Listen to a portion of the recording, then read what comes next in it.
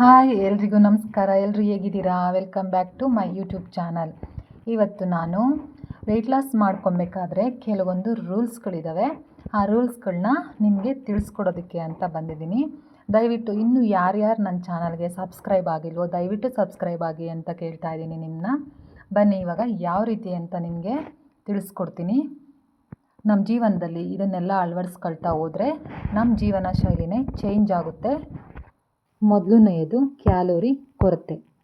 ಅಂದರೆ ನಾವು ನಮ್ಮ ದೇಹಕ್ಕೆ ಎಷ್ಟು ಬೇಕೋ ಅಷ್ಟೇ ಕ್ಯಾಲೋರೀಸ್ ತೊಗೊಬೇಕು. ಜಾಸ್ತಿ ತಿನ್ನೋದನ್ನು ಸ್ವಲ್ಪ ಕಡಿಮೆ ಮಾಡಿ ವ್ಯಾಯಾಮ ಮಾಡಿ ಹೆಚ್ಚು ಕ್ಯಾಲೋರಿ ಬರ್ನ್ ಮಾಡಬೇಕು. ಎರಡನೆಯದಾಗಿ ಪ್ರೋಟೀನ್ ಇರೋ ಆಹಾರ. ಪ್ರತಿ ಊಟದಲ್ಲೂ ಪ್ರೋಟೀನ್ ಇರಬೇಕು.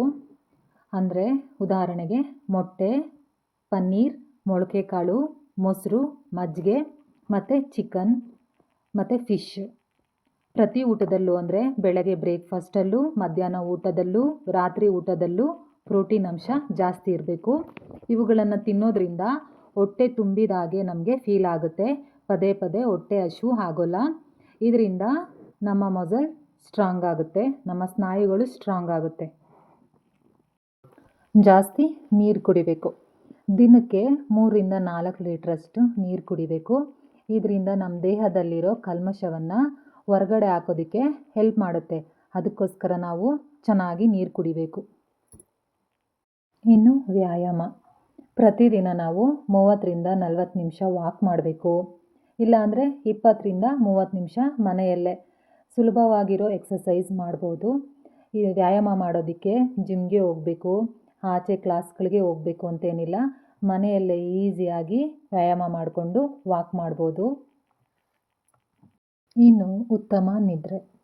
7ರಿಂದ 8 ಗಂಟೆ ನಿದ್ದೆ ಮಾಡಬೇಕು. ನಾವು ಸರಿಯಾದ ಟೈಮ್ಗೆ ನಿದ್ರೆ ಮಾಡಲಿಲ್ಲ ಅಂದರೆ ಪದೇ ಪದೇ ಹಸಿವಾಗ್ತಾ ಇರುತ್ತೆ, ಏನಾದರೂ ತಿನ್ನೋಣ ಅಂತ ಅನಿಸ್ತಾ ಇರುತ್ತೆ. ಅದಕ್ಕೆ ನಾವು ಚೆನ್ನಾಗಿ ನಿದ್ರೆ ಮಾಡಬೇಕು. ಇನ್ನು ರಾತ್ರಿ ಬೇಗ ಊಟ ಮಾಡಬೇಕು. ರಾತ್ರಿ ಹೊತ್ತು 6:30ಯಿಂದ 7:30 ಒಳಗಡೆ ಊಟ ಮಾಡೋದ್ರಿಂದ ತುಂಬ ಒಳ್ಳೆಯದು. ಹಾಗೆ 9:30ಯಿಂದ 10 ಗಂಟೆ ಒಳಗಡೆ ನಾವು ನಿದ್ರೆ ಮಾಡೋದ್ರಿಂದ ತುಂಬ ಒಳ್ಳೆಯದು. ನೋಡಿದ್ರಲ್ಲ, ನಮ್ಮ ಜೀವನದಲ್ಲಿ ನಾವು ಎಷ್ಟು ಒಳ್ಳೆಯದನ್ನು ತಗೊಳ್ತಾ ಹೋಗ್ತೀವೋ ಅಷ್ಟು ನಮ್ಮ ಜೀವನ ಒಳ್ಳೆಯದಾಗುತ್ತೆ. ಮತ್ತು 80% ಆರೋಗ್ಯಕರವಾದ ಊಟ ಮಾಡಿ 20% ವ್ಯಾಯಾಮ ಮಾಡೋಣ.